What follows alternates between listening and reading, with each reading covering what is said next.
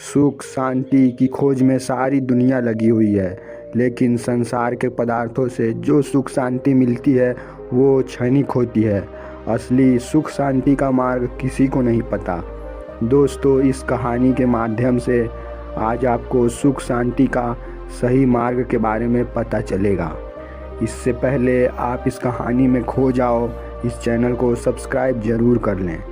महात्मा बुद्ध ज्ञान प्राप्ति के बाद ये निश्चय करते हैं कि सबसे पहले वो दोनों आचार्यों को सत्य की मार्ग का रास्ता बतलाएंगे। बुद्धा कार्मा और अलार्म क्लाम को सत्य की मार्ग का सही रास्ता बतलाते हैं। मोक्ष प्राप्त करने के पहले बुद्ध ने इन्हीं दोनों गुरुओं से ज्ञान प्राप्त किया था, लेकिन इन दोनों गुरुओं के पास सत्य की मार्ग का पूरा रास्ता नहीं था। वे महात्मा बुद्ध का मार्गदर्शन करने में असफल रहे। इसीलिए महात्मा बुद्ध ने इन दोनों गुरुओं से आज्ञा लेकर सत्य की खोज में अकेले ही निकल पड़े थे। जब महात्मा बुद्ध उदाकार्मा और अलार क्लाम के आश्रम के रास्ते में जा रहे होते हैं, तब बुद्ध से एक आदमी कहता है कि वो दोनों गुरु अब इस संसार में नहीं रहे, वो दोनों मृत्यु को उपलब्ध हो चुके हैं। उसके बाद बुद्ध उन 5 सन्यासियों की खोज में लग जाते हैं जो मोक्ष प्राप्त करने के पहले उनके साथ थे।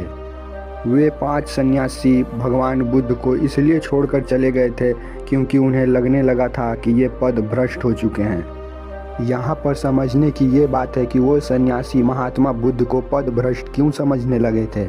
जब हर प्रयास के बाद महात्मा बुद्ध और उनके 5 सन्यासियों को सत्य की मार्ग का पता नहीं चल रहा था, उन्हें ध्यान का रास्ता पता नहीं चल रहा था, आत्म शांति की प्राप्ति नहीं हो रही थी, तब वे सिद्धार्थ के साथ सभी सन्यासी वो कठिन मार्ग को चुनते हैं। वो धीरे धीरे भोजन को बेहद कम कर देते हैं। वे 5 सन्यासी फिर भी भोजन करते हैं, लेकिन सिद्धार्थ अपने भोजन को इतना कम कर देते हैं वो अनाज के केवल 1 दाने पर पहुंच जाते हैं। सिद्धार्थ हर दिन भोजन में केवल 1 दाना लेने लगते हैं, जिसके कारण उनका शरीर एक कंकाल के भांति रह जाता है। उनका शरीर बेहद कमज़ोर हो जाता है। सिद्धार्थ बेहद रूपवान थे, लेकिन अन्न का त्याग करने के कारण उनका शरीर हड्डियों से चिपट गया था। उनकी मांसपेशियां बेहद सिकुड़ गई थी, वो बेहद कुरूप हो गए थे, शरीर का सारा तेज खत्म हो गया था। इतनी कठिनाइयों के बावजूद भी उन्हें आत्मज्ञान की प्राप्ति नहीं हो रही थी। फिर ऐसे ही एक दिन सिद्धार्थ नदी के किनारे पानी पीने जाते हैं। उसी दौरान सिद्धार्थ बेहोश हो जाते हैं। ये देखकर एक स्त्री उनके पास दौड़ कर आती है और उन्हें पानी पिलाती है। उस स्त्री का नाम सुजाता था, जो उसी गांव के आसपास के रहने वाली थी। पानी पीने के बाद सिद्धार्थ को होश आता है। उनके उठने के बाद सुजाता कहती है, वो उनसे कहती है कि जब आप यहाँ आए थे तो कितने ओजस्वी थे, कितने रूपवान थे, लेकिन आप ऐसा क्या ढूंढ रहे हैं जिसके कारण से आप इतने दुर्बल और कुरूप हो गए हैं। बुद्ध कहते हैं कि मैं मुक्ति खोज रहा हूँ। सुजाता कहती है, ये कैसी खोज है जिसके वजह से आपने अन्न जल सब कुछ त्याग दिया है। जब शरीर ही नहीं बचेगा तो आपको मुक्ति मिलेगी कैसे। आप सबने तो महात्मा बुद्ध के बारे में ये सुना ही होगा। एक बार कोई बच्ची अपनी वीणा को लेकर उनके पास आती है और बजाने की कोशिश करती है। वो वीणा ठीक से बज नहीं रहा होता है क्योंकि उसके तार बेहद टाइट बंधे हुए थे। भगवान बुद्ध ने उस वीणा के तार को थोड़ी सी ढीली कर दी। उसके बाद बजाने के बाद वीणा में से आवाज़ आना ही बंद हो गई। फिर भगवान बुद्ध ने उस वीणा के तारों को ना ही ज़्यादा ढीला रखा और ना ही बेहद टाइट किया। फिर उस वीणा में से मधुर आवाज़ आने लगी। भगवान बुद्ध को यहीं पे जीवन की सबसे बड़ी सच्चाई का आभास हुआ। तब उन्हें ये पता चला कि मैंने इस शरीर को त्याग के चरम बिंदु तक ले गया, लेकिन मुझे मोक्ष की प्राप्ति नहीं हुई। जैसे वीणा के तारों को मध्यम मार्ग पर रख कर के ही मधुर ध्वनि निकली, उसी तरह से हमें भी मध्यम मार्ग पर चल कर के ही मोक्ष की प्राप्ति होगी। और दोस्तों, भगवान श्री कृष्ण भी गीता में ये उपदेश करते हैं कि प्रारंभिक अवस्था में अभ्यासी को ये चाहिए कि वो ना ही अधिक सोए और न ही अधिक जागे, बीच की अवस्था में रहकर ध्यान करे, तभी वो ध्यान को उपलब्ध हो पाएगा। और अगर कोई व्यक्ति ज़्यादा सोता है और अगर कोई व्यक्ति कम सोता है तो उन दोनों का ध्यान असफल हो जाएगा। अब कहानी में वापस लौटते हैं। जब भगवान बुद्ध ने ये त्याग मार्ग को त्याग कर मध्यम मार्ग को अपना लिया, तब उन 5 सन्यासियों ने ये समझ लिया कि भगवान बुद्ध पद भ्रष्ट हो गए हैं। खोजते खोजते भगवान बुद्ध को ये पता चलता है कि वो 5 सन्यासी सारनाथ में हैं। ये जानते ही बुद्ध सारनाथ में प्रस्थान करते हैं। जब बुद्ध सारनाथ पहुंचते हैं तो वो आश्रम की ओर प्रस्थान करते हैं। वे सन्यासी बुद्ध को आता देख आपस में ये फैसला करते हैं कि कोई बुद्ध का सत्कार नहीं करेगा, क्योंकि वो एक पथभ्रष्ट सन्यासी है। जैसे जैसे बुद्ध उन 5 सन्यासियों के करीब बढ़ते हैं, वे सन्यासी बुद्ध की ओर आकर्षित होने लगते हैं। वो बुद्ध के चरणों में खुद को गिरने से नहीं रोक पाते। वे सन्यासी ये समझ जाते हैं कि सिद्धार्थ अब सिद्धार्थ नहीं रहे, वे बुद्ध बन चुके हैं। वहाँ पर भगवान बुद्ध अपना पहला उपदेश देते हैं। उनका पहला उपदेश ये होता है कि सुख और शांति चाहने वाले व्यक्ति को मध्यम मार्ग का आचरण करना चाहिए। उस व्यक्ति को ना तो बेहद सुख के पीछे भागना चाहिए और ना तो एकदम त्याग में पड़ना चाहिए। बुद्ध कहते हैं कि 4 प्रकार के आर्य सत्य हैं। पहला आर्य सत्य है कि संसार में दुख है, जन्म दुखदायी होता है। बुद्ध कहते हैं कि बुढ़ापा बेहद दुखदायी होता है। बुद्ध कहते हैं कि आदमी चाहे कितना भी ज्ञानी क्यों न हो, उसे बुढ़ापे में दुख होता ही है। शरीर जर्जर हो जाता है, वो रोगों का घर हो जाता है, और जिसका जीवन बीत रहा है उसे इस स्थिति से एक न एक दिन गुजरना ही पड़ेगा। बुद्ध कहते हैं जवानी और बुढ़ापे के बीच बीमारी भी दुखदायी होती है। दुनिया के हर व्यक्ति को बीमारी के दुख को झेलना ही पड़ता है।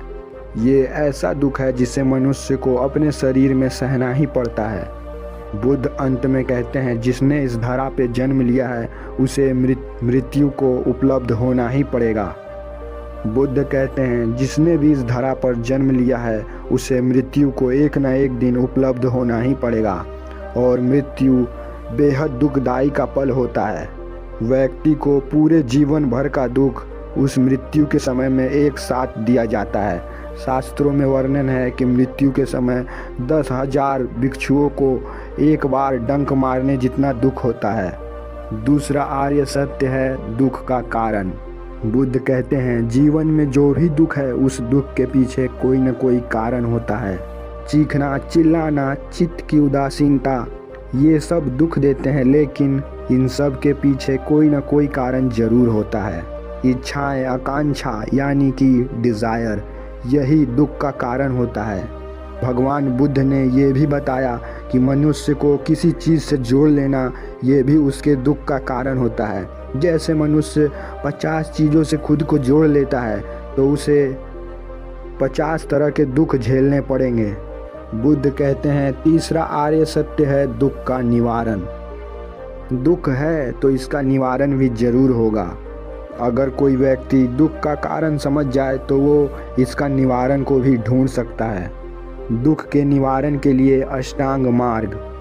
बुद्ध ने जीवन को सरल बनाने के लिए व्यक्ति को अष्टांगिक मार्ग प्रदान किया। जब व्यक्ति इस मार्ग पर चलता है तो उसे दुनिया का कोई भी दुख का अनुभव नहीं होता। इसका अर्थ ये नहीं है कि उस व्यक्ति को कोई दुख नहीं मिलता। दुख उससे भी मिलता है, लेकिन वो इसे समझ लेता है और इससे ऊपर उठ जाता है। महात्मा बुद्ध के द्वारा दिए हुए अष्टांग मार्ग इस प्रकार से है।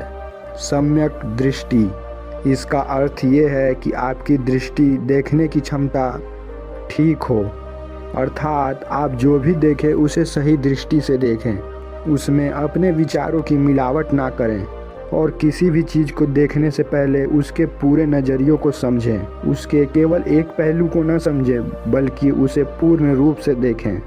दूसरा मार्ग है सम्यक संकल्प। इसका अर्थ है ऐसा संकल्प लेना जिससे मनुष्य से लेकर पूरी समाज का विकास हो, उसके साथ ही नैतिक और मानसिक विकास भी संभव हो सके। क्षणिक सुख प्राप्त करने के बजाय लंबी सुख पाने की योजना तैयार करें और उसके लिए ये संकल्प धारण करें। तीसरा है सम्यक वाक्य, अर्थात ऐसी वाणी बोले कि किसी को भी तकलीफ ना हो। किसी के सामने कुछ भी बोलने से पहले अच्छी तरह से सोच विचार लें, सही समय पर सही बात करें और बिना वजह के कभी भी ना बोलें। जब बेहद ज़रूरी हो तभी अपना विचार रखें। अगला है सम्यक कर्म, मतलब ऐसा कर्म जो समय देश काल के अनुसार हो।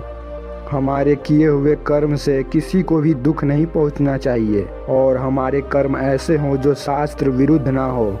हमारे द्वारा किए हुए कर्म से सबका और खुद का भला होना चाहिए। अगला है सम्यक जीविका। इसका अर्थ है ऐसी जीविका जो बिना किसी लालच और धोखे से कमाई गई हो।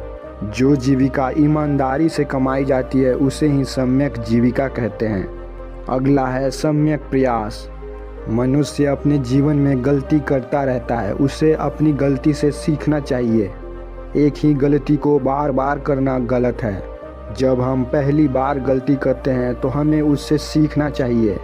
हमें उस गलती को सुधार करने का प्रयास करना चाहिए। अगला है सम्यक स्मृति। हमारा दिमाग कई तरह के लालच और भोगों में पड़ा रहता है, उसका दिमाग में अशुद्ध स्मृति फैल जाती है। बुद्ध कहते हैं कि अपने स्मृति को साफ करो, अपने विचारों को अच्छा करो ताकि तुम्हारी स्मृति भी साफ तैयार हो और उसमें किसी भी तरह की मैल गंदगी ना हो। अगला है सम्यक समाधि। ऊपर के सभी 7 पदों पर चलने के बाद 8वां पद सम्यक समाधि कहलाता है। ये एक फल के स्वरूप व्यक्ति को खुद ही मिलता है। जब व्यक्ति 7 मार्गों पर ठीक से चलना प्रारंभ कर देता है तब उसके जीवन में ये 8वां पद का आवागमन होता है। ये स्थिति व्यक्ति को ध्यान में अंत में प्राप्त होती है। बुद्ध के द्वारा दिए गए ये अष्टांगिक मार्ग पर चलकर हर व्यक्ति बुद्धत्व को प्राप्त हो सकता है और इसके लिए ये ज़रूरी नहीं है कि घर गृहस्थी को छोड़कर आप जंगल में जाकर कहीं ऐसा कर सकते हो। अपने घर गृहस्थी में रहकर पूरे परिवार के साथ ऐसी स्थिति का निर्माण आप कर सकते हो सकता है कि हम लोग भगवान बुद्ध के द्वारा कही गई हर बातों को अपने जीवन में अपना ना सकें, लेकिन उनके द्वारा कही गई अगर एक बात को भी अपना लेते हैं तो जैसे मीलों की सफ़र एक कदम से शुरुआत होती है वैसे ही हमारा जीवन भी विकास की ओर बढ़ना शुरू कर देगा।